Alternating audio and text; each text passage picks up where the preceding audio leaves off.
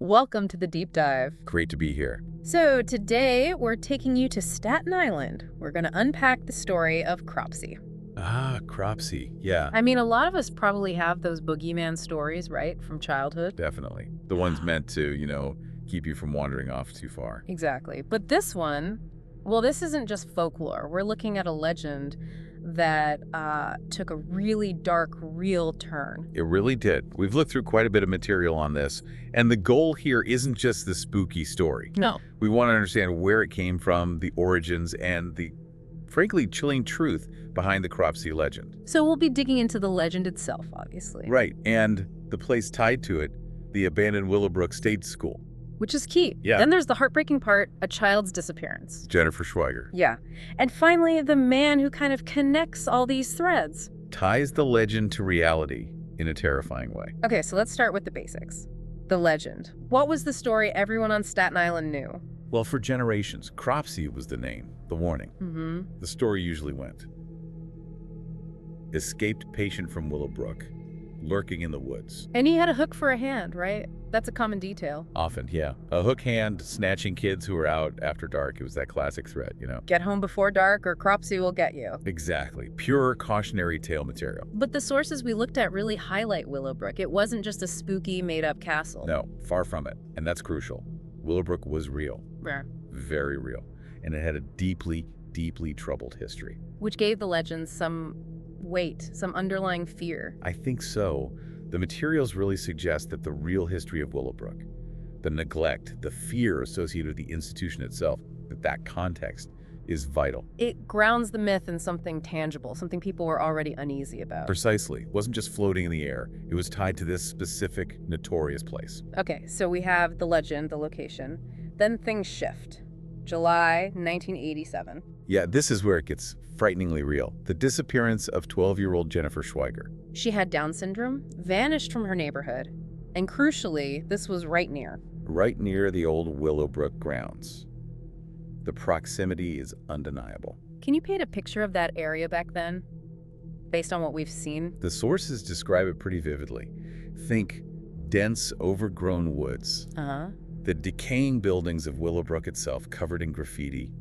It felt isolated, neglected. An unsettling place already. Absolutely. It already had this aura of decay and, well, fear around it. It's almost like the perfect setting for something awful to happen. And the search for Jennifer started immediately. Police, volunteers. The whole community, really, pouring into those woods. But there's this disturbing detail that pops up in several accounts. A man named Andre Rand. Yes, he actually participated in the search. Which seems odd looking back, because his background, it wasn't good. No. And this is where it gets really chilling. We looked into court records, old reports. Rand had a direct link to Willowbrook. He worked there. He was a former orderly. Yeah. And even more alarming, he had a prior arrest for kidnapping. Wow. And his name had apparently come up before, in connection with other kids who went missing in the area years earlier. So he's helping search for Jennifer, but he's already got the shadow hanging over him. Exactly. With hindsight, knowing about Cropsey, knowing about Willowbrook, Right.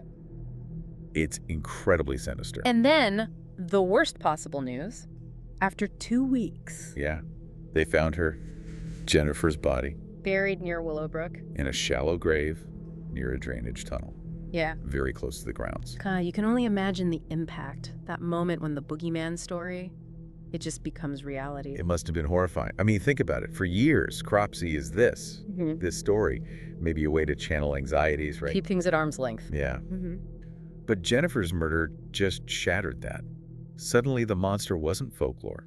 It was potentially someone real, someone they knew, maybe. Someone connected to that place, Willowbrook, that already held so much unease for the community. The sources really capture that shift from rumor to just stark, brutal fact. And Andre Rand was arrested? Yes, arrested and eventually convicted for Jennifer's kidnapping and murder. Now, it's worth noting, and the legal analyses point this out, the case against him was largely circumstantial. It was, but strong enough for conviction. He got 25 years to life. But Jennifer, she wasn't the only one, was she? That's what makes this even darker. Right. When investigators started looking deeper, especially with Rand now in the picture, Yeah. they revisited other cases, Going back years. back into the 70s even.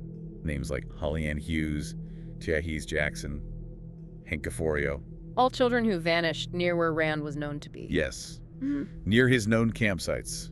Near Willowbrook again. And the most disturbing part... They were never found. Most of them, no. Just vanished. It's just unthinkable. The community telling these Cropsey stories. Probably thinking they were just stories. Harmless warnings. And never imagining the real danger wasn't a monster with a hook, but someone who looked normal. Someone hiding in plain sight. Yeah. Preying on vulnerable kids. It really hits home, that idea that the darkest things aren't always fantastical. No, they're often horribly mundane on the surface. Exactly. And the conclusion you draw from piecing it all together is Cropsey was real. But not the legend. Not the legend literally, but the source of the fear, the predator. He was real. A man, Andre Rand. Tied directly to that place of neglect and fear, Willowbrook. Which just amplified the horror, didn't it? The fact that the real threat emerged from a place already associated with societal failure, in a way. It really makes you reflect on fear itself in storytelling. How we use stories, maybe even these scary ones, to try and, create distance. Put a name and a face, even a hook hand, on something shapeless and terrifying. Manage the darkness. Yeah. But maybe it also makes us miss the real threats sometimes. Which leads to a pretty unsettling question for you, listening right now. What if the monsters we should really fear aren't the ones from myths and legends? What if they're, the ones that grow out of real-world problems, societal failures, neglect? And they don't look like monsters. They look like anyone. They blend in. It's a chilling thought.